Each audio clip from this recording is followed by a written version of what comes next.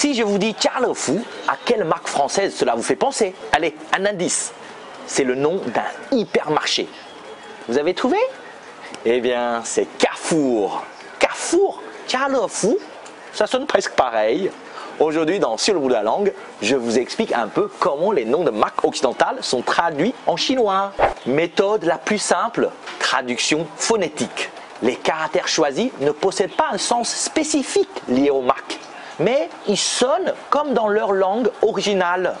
Exemple, Adidas en chinois, Adidas, Audi, Audi, Siemens, Siemens. Ensuite, on a la traduction littérale. Exemple, Facebook, face, visage, lian en chinois, book, livre, shu en chinois. Donc Facebook, c'est lian shu.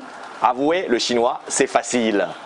Airbus, le fleuron de l'aéronautique français, se dit en chinois Kongjong Keche, Kongjong dans les airs, Keche, bus ou car.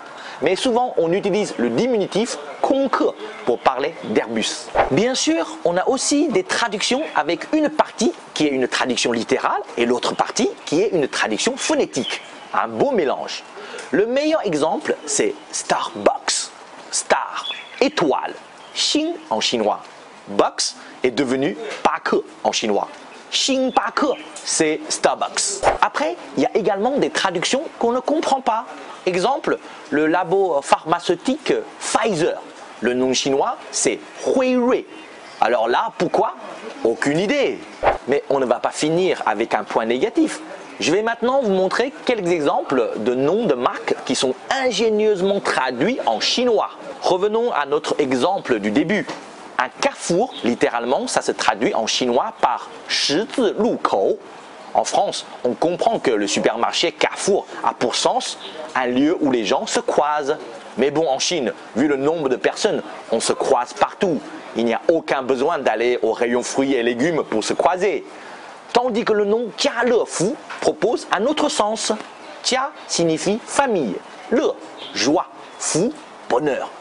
Vous avez deviné le sens. Outre le côté phonétique, la traduction est vraiment adaptée au code de la culture chinoise. En effet, on est heureux quand on est ensemble, en famille.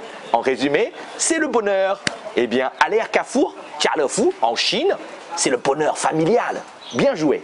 La marque allemande de voiture Mercedes-Benz. En Chine, on dit souvent seulement le mot Benz. Bah oui, c'est plus court, donc plus facile à retenir. C'est d'ailleurs populaire chez vos rappeurs français, hein? Laissez-moi zoom zoom zoom dans ma Benz Benz Benz de NTM. Benz, c'est la traduction en chinois de Benz. Je ne vous apprends rien, mais on sait tous que les voitures Benz sont des voitures avec des moteurs qui ont beaucoup de chevaux. Et bien le mot Benz en chinois veut dire galoper, aller à toute vitesse. Un coup de génie. Lorsque la fameuse boisson Coca-Cola a été introduite en Chine en 1927, son nom chinois fut Ke Ken La. Ke tétard, Ken rongé, la cire. Ke Ken La. Tétard, rongé, la cire. Avouez, c'est pas très vendeur. Plus tard, le nom a été changé en Keko Kele. Keko signifie c'est bon. Kele, c'est joyeux. Vous avez deviné le sens. Keko Kele, c'est bon et on est heureux. Well done, Uncle Sam. Après le coca, un sandwich de chez Subway. Subway se dit en chinois Sai Bai Wei. Sai, dépassé. Bai, sang. Wei, saveur. Je ne sais pas si les sandwichs de Subway proposent plus de 100 saveurs différentes. En tout cas, le traducteur était vraiment très très bon. Bon, pour finir en beauté, je préfère vous parler d'une marque française, Evian. La marque d'eau minérale en chinois, c'est Yiyun. I, près de, s'appuyer sur. Et Yun, nuage. Près des nuages, enfin de la poésie. La traduction en chinois fait référence aux aspects géographiques de la ville d'Evian, qui se dit Ai Wei An. Pas terrible comme nom, cela donne pas envie de boire.